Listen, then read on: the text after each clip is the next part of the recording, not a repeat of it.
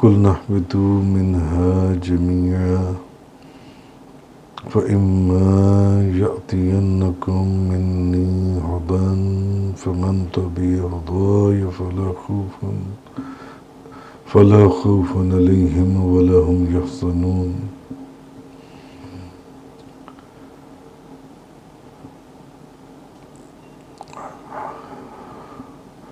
ہم نے فرمایا تم سب جنت سے اتر جاؤ،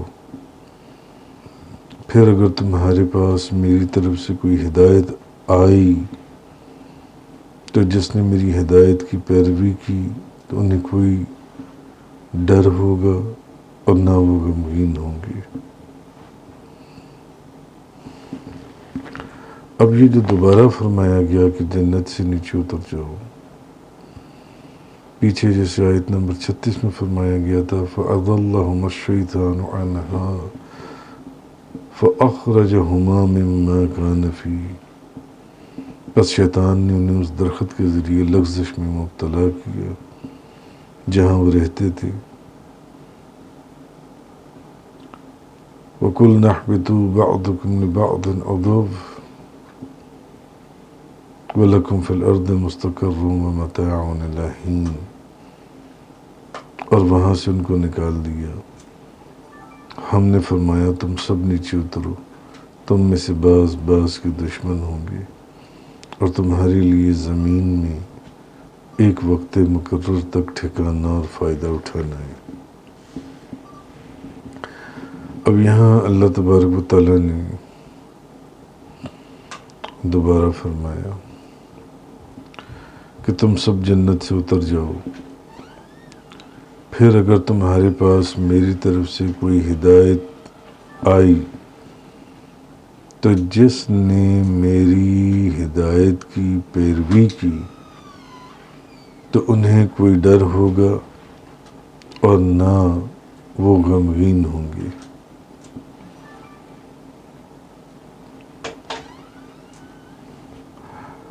اب جنت سے اترنے کا حکم ہے تو علامہ ابو اللیث سمرقندی نے لکھا ہے کہ اس آیت میں دلیل یہ ہے کہ معصیت جو ہے، گناہ، نافرمانی، معصیت یہ نعمت کو زائل کر دیتی ہے۔ معصیت نعمت کو ختم کر دیتی ہے، نافرمانی اور گناہ جن سے جو نعمت انسان کو حاصل ہوتی ہے وہ اس کے ہاتھ سے چلی جاتی ہے معصیت سے۔ جیسے کہ پہلے پچھلے بیانات میں بے شمار جگہ پر یہ چیز میں نے عرض کی کہ صورتاً تو وہ گناہ تھا نا جو حضرت آدم علیہ السلام سے جو بھول کر اس کے پاس چلے گئے، جبکہ ان کا ارادہ بھی نہیں تھا اس کے پاس جانے کا، مگر صورتاً دیکھنے میں تو وہ گناہ تھا نا کہ جس چیز سے منع کیا گیا تھا حضرت آدم علیہ السلام اس کے پاس چلے گئے، صورتاً گناہ تھا، جبکہ حقیقت میں خود قرآن اس پر گواہ ہے کہ وہ حضرت آدم علیہ السلام کوئی خدا نے ان کا نہ ارادہ پایا اور وہ بھول کر اس کے پاس چلے گئے، ان کا کوئی ارادہ نہیں تھا،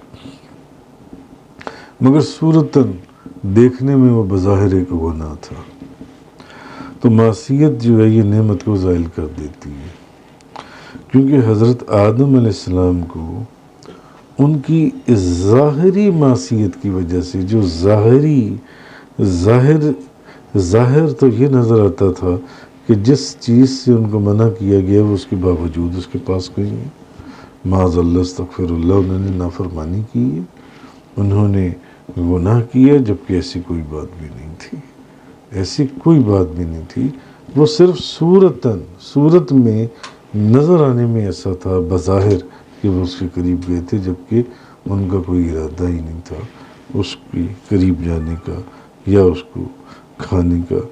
تو حضرت آدم علیہ السلام کو، مگر اب بظاہر اگر دیکھیں تو ان کی ظاہری معصیت کی وجہ سے جنت سے ان کو زمین پر بھیج دیا گیا، ظاہری معصیت کی وجہ سے، جو حقیقت میں گناہ یا نافرمانی نہیں تھی، مگر اس کے باوجود ان کو وہاں سے جنت سے نکال دیا گیا، جنت سے زمین پر بھیج دیا گیا۔ تو اس سے پھر یہ چیز سمجھ میں آتی ہے کہ وہ تو حقیقت میں گناہ تھا ہی نہیں، ظاہری طور پر وہ جو ایک معصیت دکھائی دیتی تھی، اگر اس کی وجہ سے بھی نعمت ہاتھ سے نکل گئی تو پھر جو لوگ حقیقت میں معصیت یا گناہ کے اندر ملوث ہوتے ہیں، ان کے ہاتھوں میں کیا نعمتیں باقی رہ سکتی ہیں؟ ان کے ہاتھوں سے بھی نعمتیں واپس لے لی جاتی ہیں۔ یہ تو حالانکہ بظاہر ایک صورت تھی گناہ کی، تو تب اس صورت میں بھی ان کو جنت سے نکلنا پڑا اور جنت سے نیچے اترنا پڑا۔ تو جو لوگ حقیقت میں گناہ کرتے ہیں، خدا کی نافرمانی کرتے ہیں، تو علامہ ابو اللیث سمرقندی فرماتے ہیں کہ اس آیت کے اندر خود یہ دلیل ہے کہ معصیت جو ہے وہ نعمت کو زائل کر دیتی ہے، انسان کے پاس نعمت وہ نہیں رہتی، اور اللہ تعالیٰ کسی قوم میں اس وقت تک تغیر نہیں کرتا، یہ خدا کا فرمان ہے، جب تک کہ تغیر نہیں کرتا، یعنی ان کو نعمت دے کر واپس نہیں لیتا، جب تک کہ وہ خود اپنے اندر تبدیلی نہ کرنے، خود اپنے آپ کو تبدیل نہ کرنے، یعنی اطاعت اور شکر کی بجائے وہ معصیت اور کفران نعمت کو اختیار نہ کر لیں۔ اچھا، پھر اللہ تبارک و تعالیٰ نے فرمایا، پھر اگر تمہارے پاس میری طرف سے کوئی ہدایت آئی، پھر اگر میری طرف سے کوئی ہدایت آئی جان سی ہے جی، تو قُلْ نَحْبِطُوا مِنْهَا جَمِيعًا فَإِمَّا يَأْتِيَنَّكُم مِّنِّي هُدًى فَمَن تَبِعَ هُدَايَ فَلَا خَوْفٌ عَلَيْهِمْ وَلَا هُمْ يَحْزَنُونَ۔ اگر تمہارے پاس کوئی ہدایت آئی تو جس نے میری ہدایت کی پیروی کی تو انہیں کوئی ڈر ہوگا نہ وہ غمگین ہوں گے۔ تو اس کا مطلب یہ ہے کہ جب اللہ تعالیٰ کسی نبی یا رسول کو بھیجے اور کوئی کتاب یا صحیفہ نازل کرے، تو جو لوگ ان کی دی ہوئی ہدایت کی پیروی کریں گے، جو اللہ تعالیٰ نے نبیوں کے ہاتھ یا رسولوں کے ہاتھ کتابیں یا صحائف نازل کیے، تو جو لوگ ان کی دی ہوئی ہدایت کی پیروی کرتے ہیں انبیاء کرام کی، وہ انبیاء جو کتابیں لے کر آئے، صحیفے لے کر آئے، ان کو اپنے مستقبل اور آخرت کے متعلق کوئی خوف ہوگا، نہ وہ اپنے ماضی پر پشیمان ہوں گے اور نہ وہ غمگین ہوں گے، نہ انہیں اپنے ماضی کے اوپر کوئی پریشانی ہوگی اور نہ ہی وہ مستقبل سے ان کو کوئی خوف ہوگا، ان کے مستقبل سے کوئی خوف نہیں ہوگا، نہ ماضی سے خوف ہوگا نہ مستقبل سے خوف ہوگا۔ اچھا، اب آیت تو یہ کہہ رہی ہے کہ جو لوگ اللہ کے نبیوں کے لائے ہوئے صحائف اور کتابوں کے اوپر جو اس میں نازل کردہ احکامات ہیں اور ہدایات کی پیروی کریں، ان کو نہ کوئی خوف ہوگا، نہ کوئی ان کو غم ہوگا، کوئی پریشانی نہیں ہوگی، کوئی خوف نہیں ہوگا، نہ ماضی کا نہ مستقبل کا، مگر پھر بھی وہ لوگ خدا سے ڈرتے ہیں یا نہیں ڈرتے؟ خدا سے ڈرتے ہیں، اور آیت کہہ رہی ہے کہ ان کو تو کوئی ڈر ہی نہیں ہوگا، ان کو تو کوئی ڈر ہی نہیں ہوگا، تو پھر وہ خدا سے کیوں ڈرتے ہیں؟ آیت تو یہ کہہ رہی ہے کہ ان کو تو کوئی ڈر ہی نہیں ہوگا۔ تو اس کے معنی یہ ہیں کہ اصل میں ان کا جو ڈرنا ہے وہ مطلقاً خوف سے نفی نہیں ہے، مطلقاً خوف سے نفی نہیں ہے، یعنی یہ وہ لوگ ہیں جن کو اس چیز کا ڈر نہیں ہوگا جو کوئی نقصان پہنچانے والی ہو، لیکن خدا سے تو یہ ڈرنے والے ہیں، خدا سے یہ ڈرنے والے ہیں، خدا کے علاوہ ان کو اپنے ماضی یا مستقبل کے اندر کسی چیز سے ان کو کوئی ڈر یا خوف نہیں ہے۔ تو مطلقاً خوف کی نفی نہیں ہے، کیونکہ اللہ کے نیک بندوں کو بہرحال خدا کا ڈر اور خوف ہوتا ہے جی۔ اور جو شخص جتنا زیادہ اللہ کا مقرب ہوتا ہے اس کو اتنا زیادہ اللہ کا خوف ہوتا ہے، جو جتنا زیادہ خدا کا مقرب ہوگا وہ اس کو اتنا ہی زیادہ خدا کا خوف ہوگا۔ حالانکہ یہی تو وہ لوگ ہیں جن کے متعلق کہا گیا ہے کہ ان کو نہ ماضی کا کوئی خوف ہے نہ مستقبل کا کوئی خوف ہے۔ تو اس کون سا خوف؟ وہ خوف جو نقصان پہنچانے والا ہو، جو کوئی ضرر پہنچانے والا ہو، کوئی مصیبت، کوئی پریشانی، اس خوف کا ذکر ہو رہا ہے۔ تو یہاں وہ خوف مراد ہے جو باعث ضرر ہو، یعنی ان کو ایسا کوئی خوف نہیں ہوگا جی۔ پھر اللہ تبارک و تعالیٰ نے فرمایا اور جن لوگوں نے کفر کیا اور ہماری آیات کی تکذیب کی وہی لوگ دوزخی ہیں اور ہمیشہ اس دوزخ میں رہیں گے۔ جن لوگوں نے کفر کیا اور ہماری آیتوں کو جھٹلایا وہی لوگ دوزخی ہیں اور وہ ہمیشہ دوزخ میں رہیں گے۔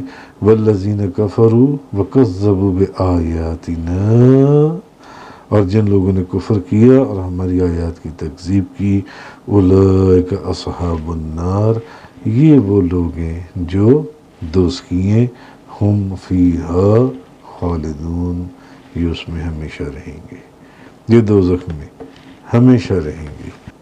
تو اب اصل میں یہ جو پیچھے بات چلتی چلی آ رہی ہے، جو پچھلا اگر سارا سیاق و سباق آپ دیکھیں کہ حضرت آدم علیہ السلام کا خلیفہ بنایا جانا اور فرشتوں کا اس کے اوپر ایک سوال کرنا جو ان سے حضرت آدم علیہ السلام کا، تو وہی سارا موضوع چل رہا ہے نا ابھی جو ان سے۔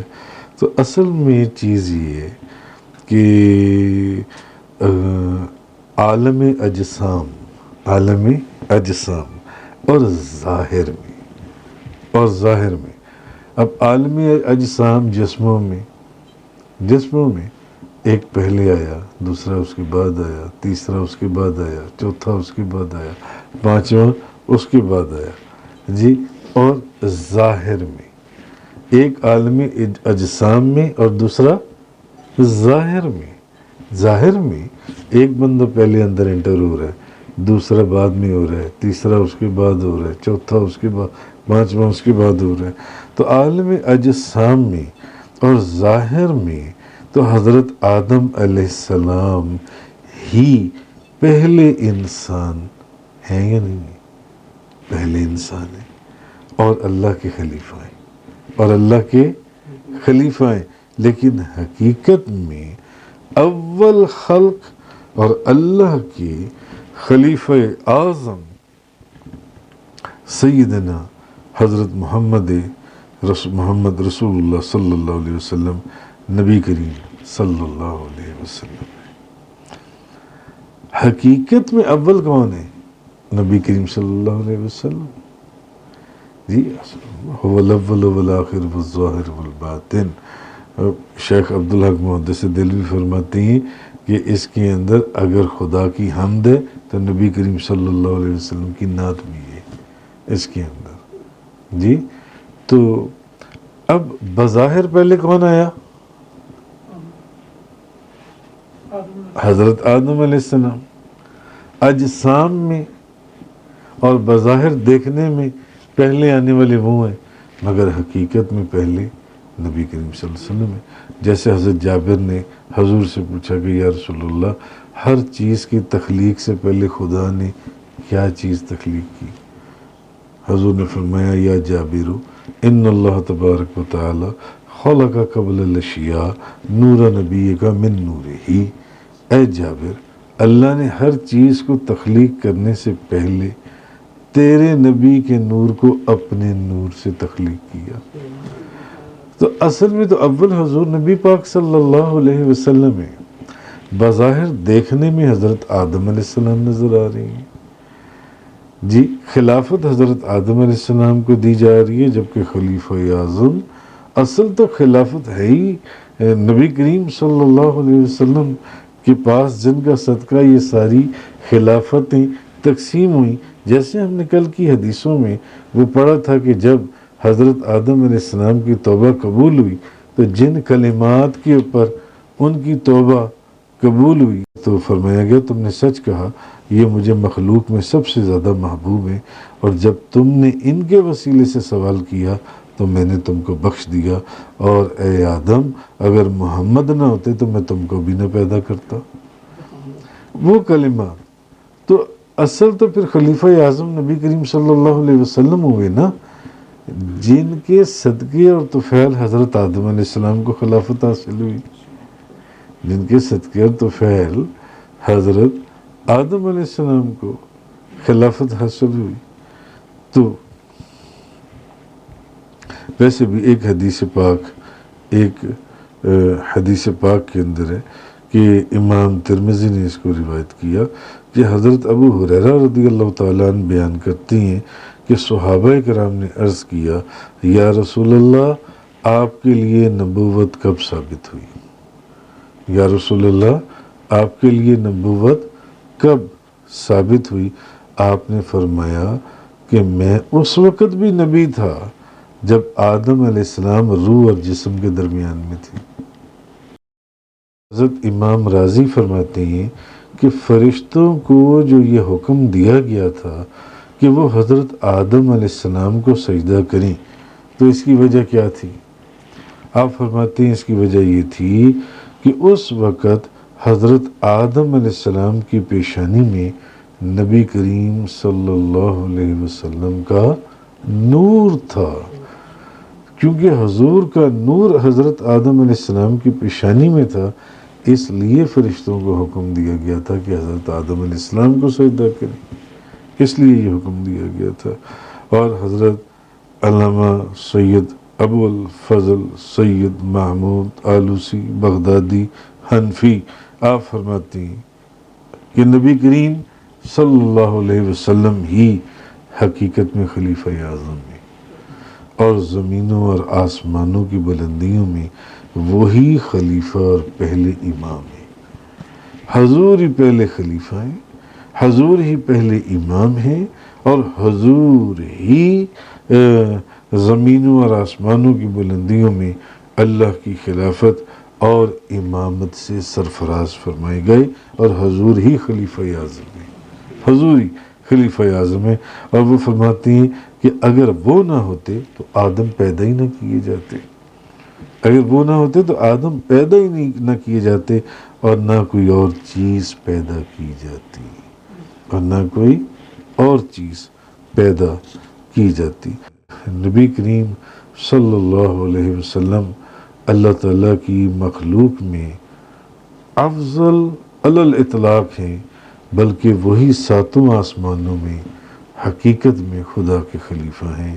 یہ صاحب روح المعانی لکھتے ہیں، اور اسی سبب سے نبی پاک صلی اللہ علیہ وسلم نے فرمایا، حضور نبی پاک صلی اللہ علیہ وسلم کی زبان مبارک سے یہ الفاظ نکلے کہ آدم ہو یا ان کے ماں سوا، آدم ہو یا ان کے ماں سوا، حشر کے دن ہر نبی میرے جھنڈے کے نیچے ہوگا، ہر نبی میرے جھنڈے کے نیچے ہوگا. تو جس دن اللہ کے حضور کسی نبی کو شفاعت کا حوصلہ نہیں ہوگا، جس دن اللہ کے حضور کسی نبی کو شفاعت کا حوصلہ نہیں ہوگا، اور صرف آپ ہی مقام محمود پر فائز ہوں گے۔ صرف نبی کریم صلی اللہ علیہ وسلم مقام محمود پر فائز ہوں گے، آپ ہی کوثر کے ساقی ہوں گے، اور آپ ہی شفاعت کبریٰ فرمائیں گے، اور ساری خلقت وما انبیاء کرام کی آپ ہی کی طرف رجوع کرے گی، آپ ہی کی طرف رجوع کرے گی، اور اس دن آپ کا خلیفۃ اللہ العظم ہونے کا ظہور تام ہوگا۔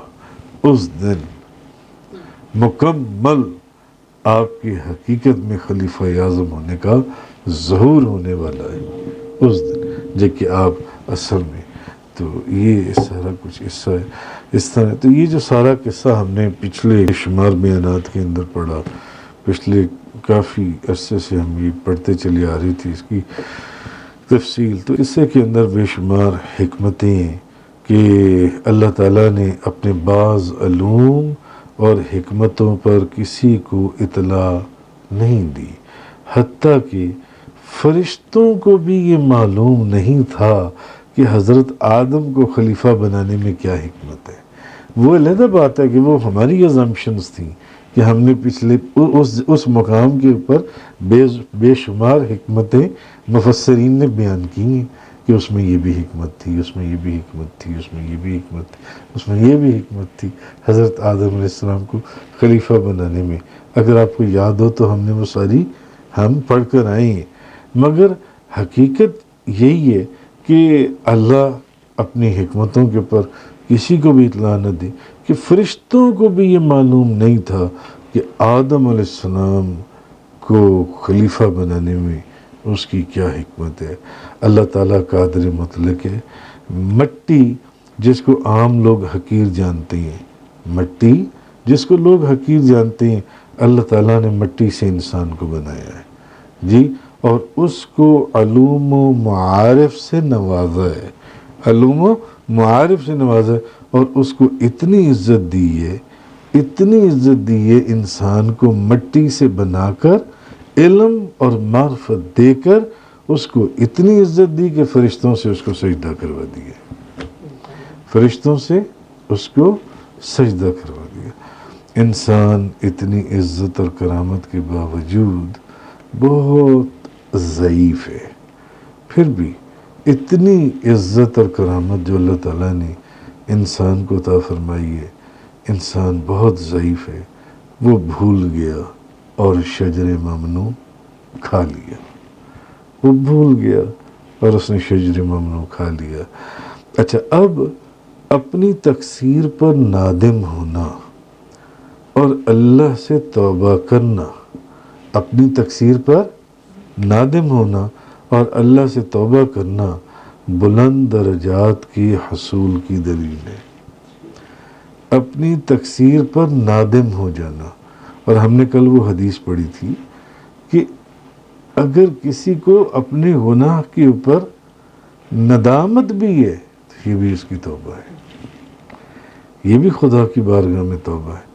اگر کسی کو گناہ کرنے کے بعد اپنے وجود پر ندامت ہے کہ میں نے یہ گناہ کیوں کیا، حالانکہ مجھے کوئی دیکھنے والا نہیں ہے، پھر بھی میں نے یہ گناہ کیا، یہ رشوت لے لی، رشوت دے دی، سود دے دیا، سود لے لیا، کوئی اور غلط کام کر دیا، گو کہ مجھے میرے اس گناہ کو دیکھنے والا کوئی نہیں ہے، مگر اس کے باوجود صرف اپنے وجود میں ندامت کا احساس ہو جانا بھی، یہ بھی خدا کی بارگاہ میں توبہ ہے۔ تو اپنی تقصیر پر نادم ہونا اور اللہ سے توبہ کرنا، یہ بلند درجات کے حصول کی دلیل ہے۔ اپنے گناہوں پر ندامت محسوس کرنا، شرم محسوس کرنا، بجائے اس کے کہ اس کے اوپر گرفت ہو، بلند مقامات کی دلیل ہے۔ اپنا قصور ماننا، یہ حضرت آدم علیہ السلام کا طریقہ ہے، اور نہ ماننا اور اکڑنا، یہ ابلیس کا طریقہ ہے۔ اپنا قصور مان جانا یہ نبیوں کا طریقہ ہے. مان جانا مجھ سے غلطی ہوئی ہے, مجھے یہ کام اس طرح کرنے کے لیے کہا گیا تھا مگر میں نے اس کے باوجود اس کو ویسے نہیں کیا. اپنے قصور کو مان جانا یہ نبیوں کا طریقہ ہے, اور اس پر اکڑ جانا یہ ابلیس کا طریقہ ہے. تو معصیت سے, جیسے آج ہم نے پڑھا, نعمت زائل ہو جاتی ہے. تو اگر معصیت سے نعمت زائل ہو جاتی ہے تو شکر سے پھر نعمت میں زیادتی بھی تو ہوتی ہے نا. شکر سے پھر نعمت حاصل بھی تو ہوگی نا. تو جنت پیدا کی جا چکی ہے, جنت پیدا کی جا چکی ہے. کیوں؟ کیونکہ اللہ نے فرمایا تم جنت سے نیچے اتر جاؤ. یہ نہیں کہ ابھی جنت پیدا کی جائے گی. اگر جنت پیدا نہ ہو چکی ہوتی تو اللہ تبارک و تعالی یہ نہ فرماتا کہ تم جنت سے نیچے اتر جاؤ. تو جنت پیدا کی جا چکی ہے. تو انسان خلوص دل سے تائب ہو کر ہو تو اس کی توبہ مقبول ہوتی ہے. اپنے خلوص دل سے اپنے گناہ کے اوپر توبہ کر لے تو اس کی توبہ قبول ہوتی ہے, قبول ہوتی ہے. اور ہم نے اس ضمن کے اندر کل ایک حدیث پڑھی تھی کہ جو شخص گناہ سے توبہ کر لے وہ اس شخص کی مثال ہے جس نے گناہ کیا ہی نہ ہو. صرف توبہ کرنے کی دیر ہے مگر توبہ مرنے سے پہلے کرنی ہے. انسان خلوص دل سے تائب ہو تو اس کی توبہ مقبول ہوتی ہے. حضرت آدم علیہ السلام نے بھول سے شجر ممنوع سے کھایا تو اس کے باوجود, حالانکہ انہوں نے جان بوجھ کر کھایا یا نافرمانی کے طور پر کھایا یا گناہ کے طور پر کھایا, نہیں, بھول کر شجر ممنوع سے کھایا, اس کے باوجود انہوں نے توبہ کی.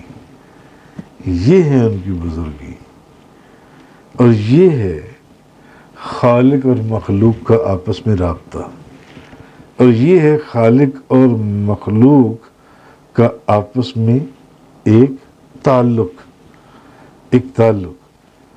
تو پھر بھی انہوں نے توبہ کی اور انہوں نے کہا ہم نے ظلم کیا. حضرت آدم علیہ السلام نے کیا فرمایا؟ ہم نے ظلم کیا. یہ چیز میں نے پرسوں آپ لوگوں کے سامنے رکھی تھی. ربنا ظلمنا انفسنا, اے ہمارے رب ہم نے اپنی جانوں پر زیادتی کی. وَإِن لَمْ تَغْفِرْ لَنَا وَتَرْحَمْنَا لَنَكُونَنَّ مِنَ الْخَاسِرِينَ, اور اگر تو ہمیں نہ بخشے اور ہم پر رحم نہ فرمائے تو ہم ضرور نقصان اٹھانے والوں میں سے ہو جائیں گے. وہ بھول سے انہوں نے شجر ممنوع کھایا. قرآن اس پر دلالت کرتا ہے کہ انہوں نے کوئی گناہ نہیں کیا, کوئی نافرمانی نہیں کی, بھول کر چلے گئے اور وہ کھا لیا. خدا نے تو ان کا ارادہ بھی نہیں پایا اس کے کھانے کے اندر. جی, تو ہم نے, اور پھر بھی انہوں نے, اس کے باوجود انہوں نے توبہ کی. اس کے باوجود یہاں سے پتہ چلتا ہے کہ توبہ کیا چیز ہے. پھر بھی انہوں نے خدا کی بارگاہ میں توبہ کی کہ ہم نے ظلم کیا. تو اللہ تعالیٰ نے جب انہوں نے یہ کر دیا, اب جب کر دیا تو اللہ نے ان کے سر پر تاج خلافت رکھ دیا. تاج خلافت رکھ دیا. شیطان نے عمدن نافرمانی کی, جان بوجھ کر نافرمانی کی نا, کوئی بھول کر تو نافرمانی نہیں کی اس نے جان کر نافرمانی کی. اور اللہ تعالیٰ سے کہا اے رب تو نے مجھے گمراہ کیا. تو اللہ تعالیٰ نے بجائے اس کے کہ وہ توبہ استغفار اللہ کی بارگاہ میں اس کی معافی کا طلبگار ہوتا کہ مجھ سے گناہ ہو گیا, مجھے معاف کر دے, نہیں, اکڑ گیا اپنی جگہ کے اوپر. تو اس کے گلے میں ہمیشہ کے لیے لعنت کا طوق ڈال دیا گیا. یہ ایک نظام ہے. معلوم ہوا غلطی کو مان جانے والا جو ہے کہ ہاں میں نے یہ غلطی کی ہے، ہاں میں نے یہ غلطی کی تھی، مجھے اس کی معافی دے دیجیے۔ نہ صرف اس کا یہ عمل اس کو منزل مقصود پر پہنچا دیتا ہے، بلکہ دونوں جہانوں کی نعمتوں سے بھی سرفراز کر دیتا ہے اس شخص کی جن سے۔ تو ہمیشہ ہمیشہ کے لیے شیطان کے گلے میں لعنت کا توق ڈل گیا، حالانکہ اس نے جان کر، اور آدم علیہ السلام جو کہ بھول کے گئے، صرف توبہ کا دروازہ کھولا تو اللہ تبارک و تعالیٰ نے خلافت کا تاج ان کے سر پر سجا دیا۔ تو اسی سے یہ بھی چیزیں سامنے آئی، حکمتیں، نصیحتیں، کہ ابلیس آدم اور اولاد آدم کا دشمن ہے اور ان کو ذکر دینے کی طاق میں لگا رہتا ہے۔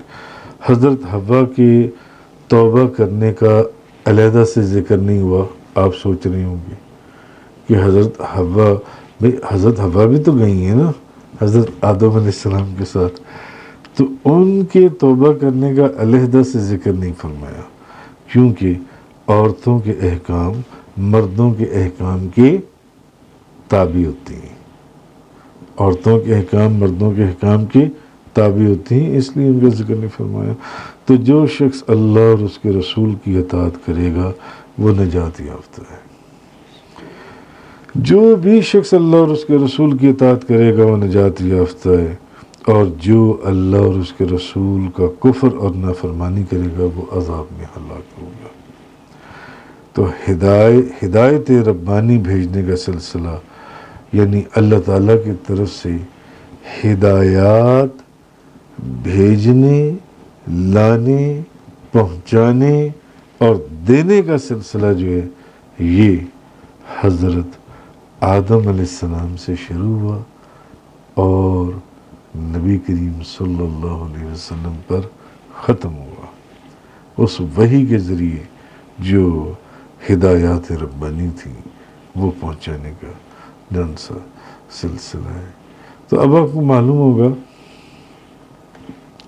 کہ اس نے بھی ایک وہ کیا تھا تکبر، اور اس نے کہا تھا کہ میں آگ سے بنایا گیا ہوں۔ تو ایک یہ بھی مسئلہ چلتا ہے کہ بشر اور فرشتہ جو ہے، انسان اور فرشتہ، ان کے اندر افضل کون ہے؟ فرشتے اللہ تعالیٰ کی مخلوق ہیں، قرآن اور حدیث سے ان کا وجود ثابت ہے، اور صحیح مسلم میں ہے کہ فرشتوں کو نور سے پیدا کیا گیا ہے۔ فرشتوں کو کس سے پیدا کیا گیا ہے؟ نور سے۔ اور فرشتوں کا ذکر کس میں ہے؟ قرآن اور حدیث میں۔ فرشتوں کا ذکر قرآن اور حدیث میں ہے جی، قرآن اور حدیث سے ان کا وجود ثابت ہے۔ اور فرشتوں کو کس چیز سے پیدا کیا گیا ہے؟ نور سے۔ فرشتے بھی اللہ کی مخلوق ہیں، اور فرشتوں کو نور سے پیدا کیا گیا ہے۔ اچھا، یہ علیحدہ بات ہے کہ ہمیں ان کی حقیقت کا علم نہیں ہے۔ ان کی حقیقت جو بھی ہو، جتنا بتایا گیا ہے سر آنکھوں پر، جو قرآن اور حدیث نے ہمیں پہنچا دیا ہماری سر آنکھوں پر، جو نہیں بتایا گیا بس ٹھیک ہے، نہیں بتایا گیا، ان کی جو بھی حقیقت ہے۔ اچھا، وہ معصوم ہیں، فرشتے معصوم ہیں، وہ ہمیشہ اللہ کی اطاعت میں رہتے ہیں، ہمیشہ اللہ کی اطاعت کرتے ہیں اور اللہ کی نافرمانی نہیں کرتے۔ جی، اللہ کی نافرمانی نہیں کرتے۔ اب ان چیزوں کو آپ پھر دیکھ لیں، فرشتے اللہ تعالیٰ کی مخلوق ہیں، قرآن اور حدیث سے ان کا وجود ثابت ہے۔ قرآن اور حدیث میں فرشتوں کا ذکر ہے، صحیح مسلم میں ہے کہ فرشتوں کو کس سے پیدا کیا گیا ہے؟ نور سے پیدا کیا گیا۔ اچھا، ہمیں ان کی حقیقت کا علم نہیں ہے، اور وہ معصوم ہیں، فرشتے جو ان سے ہیں، وہ ہر وقت خدا کی اطاعت کرتے ہیں، اللہ کی نافرمانی نہیں کرتے۔ اللہ کی نافرمانی نہیں کرتے. اس میں اختلاف، اب اس بات میں اختلاف ہے کہ بشر افضل ہے یا فرشتہ. بشر افضل ہے یا فرشتہ. بعض علماء نے کہا ہے کہ فرشتے افضل ہیں. بعض علماء نے کہا ہے فرشتے افضل ہیں، کیونکہ قرآن مجید میں ہے ابلیس نے حضرت آدم سے کہا تم اس شجر سے کھا لو تو تم فرشتہ بن جاؤ گے. تم اس شجر ممنوع سے کھا لو تو تم فرشتہ بن جاؤ گے.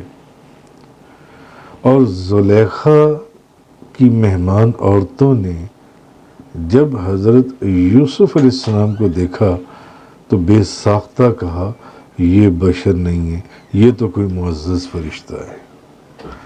تو وہ جو کچھ علماء فرماتے ہیں وہ یہ دو دلیلیں دیتی ہیں، یہ دو دلیلیں دیتی ہیں دونوں قرآن پاک میں سے. ایک جب ابلیس نے حضرت آدم علیہ السلام کو کہا شجر ممنوع سے کھا لو تم فرشتہ بن جاؤ گے.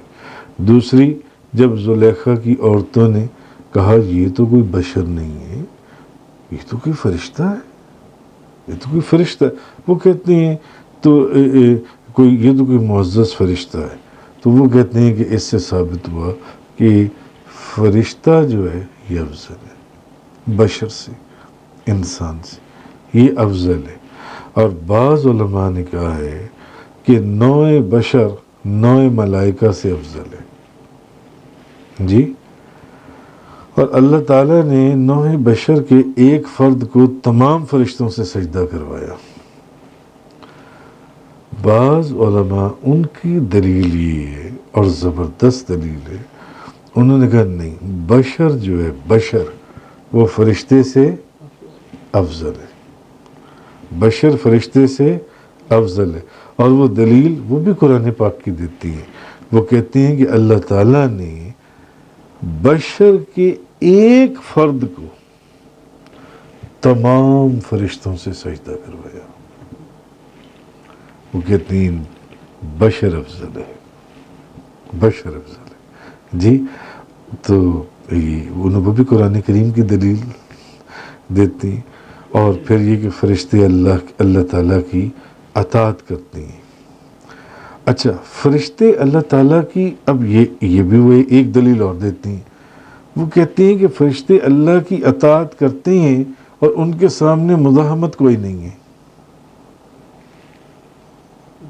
یہ انسان ہے جس کے سامنے مزاحمت کے پہاڑوں کے پہاڑ ہیں، اور وہ پھر بھی خدا کی اطاعت کرتا ہے تو وہ فرشتوں سے افضل ہے، وہ فرشتوں سے افضل ہے. جس کے سامنے مزاحمت ہی مزاحمت ہے، فرشتوں کے سامنے تو کوئی مزاحمت نہیں. ان کو تو بنایا ہی بس اس خمیر سے گیا ہے کہ انہوں نے کوئی گناہ کرنا ہی نہیں ہے. تو ایک سینس میں تو ان کا یہ گناہ نہ کرنا یہ بہت بڑا کام ہے. میرا خیال ہے انسان کا گناہ سے رکنا یہ بہت بڑا کام ہے. جس کے وجود کے اندر اس طرح کی بناوٹ اور اس طرح کا مزاج رکھا گیا ہے، ان کے تو رکھا ہی نہیں گیا. تو ان کا گناہ نہ کرنا کمال ہے کہ انسان کا گناہ نہ کرنا کمال ہے اگر کمپیئر کیا جائے تو. اور دوسرے علماء جو ہیں وہ کہتے ہیں کہ نہیں، ایک بشر کو تمام فرشتوں سے سجدہ کروایا گیا، قرآن سے ثابت ہے، بشر افضل ہے. اور پھر یہ کہ فرشتے اللہ کی اطاعت کرتے ہیں اور ان کا اس اطاعت میں کوئی مزاحم نہیں ہے، کوئی مزاحمت نہیں ہے. اور بشر کے اندر اللہ تعالیٰ نے بھوک بھی رکھی ہے، بشر کے وجود کے اندر اللہ نے پیاس بھی رکھی ہے، بشر کے وجود کے اندر اللہ نے غضب بھی رکھا ہے، بشر کے وجود کے اندر اللہ نے شہوت بھی رکھی ہے. اللہ تعالیٰ نے شہوت بھی رکھی ہے اور وہ ان کی مزاحمت کے باوجود اللہ تعالیٰ کی اطاعت کرتا ہے. معلوم ہوا کہ بشر جو ہے یہ فرشتوں سے افضل ہے. بشر فرشتوں سے افضل ہے۔ تو بعض علماء نے کہا کہ فرشتوں کو نور سے بنایا ہے اور بشر کو مٹی سے بنایا ہے، اور نور مٹی سے افضل ہے۔ اب یہ کچھ اور علماء ہیں، وہ کہتے ہیں کہ بھئی فرشتوں کو نور سے بنایا گیا اور بشر کو مٹی سے بنایا گیا، اور نور مٹی سے افضل ہے، اس لیے فرشتے جو ہر ذات کے اعتبار سے بشر سے افضل ہیں، لیکن اس پر کون سی شرعی دلیل ہے کہ نور مٹی سے افضل ہے؟ کوئی شرعی دلیل ہے کہ نور مٹی سے افضل ہے؟ ویسے ایک ازمپشن ہے کہ نور مٹی سے افضل ہے، تو بلکہ ہم کہتے ہیں، اب وہ فرماتے ہیں کہ مٹی نور سے افضل ہے، مٹی نور سے افضل ہے، کیونکہ انبیاء علیہم السلام کا مبدأ خلقت ہے، تمام نبیوں کو اسی مٹی سے پیدا کیا گیا۔ اور بعض علماء نے یہ کہا کہ خواص بشر حضرات انبیاء علیہ السلام خواص ملائکہ اور عام ملائکہ سے افضل ہیں۔ جو خواص بشر ہیں یعنی انبیاء علیہ السلام، وہ ملائکہ، خاص ملائکہ اور عام ملائکہ سے افضل ہیں، عام بشر نہیں۔ بشر میں کون؟ صرف جو انبیاء علیہ السلام ہیں، وہ خاص فرشتوں سے بھی افضل ہیں، عام فرشتوں سے بھی افضل ہیں، مگر صرف جو خاص بشر ہیں انبیاء علیہ السلام، اور خواص جو ملائکہ ہیں وہ عوام بشر سے افضل ہیں، خاص بشر سے نہیں، عام بشر، عوام بشر سے افضل ہیں جو عام بشر ہیں۔ تو یہ حضرت آدم علیہ السلام کا وہ جو قصہ تھا وہ یہاں تک مکمل ہوا۔ تفسیر قرآن کا یہ لیکچر انگلش میں سننے کے لیے براہ کرم ڈسکرپشن میں موجود لنک پر کلک کریں۔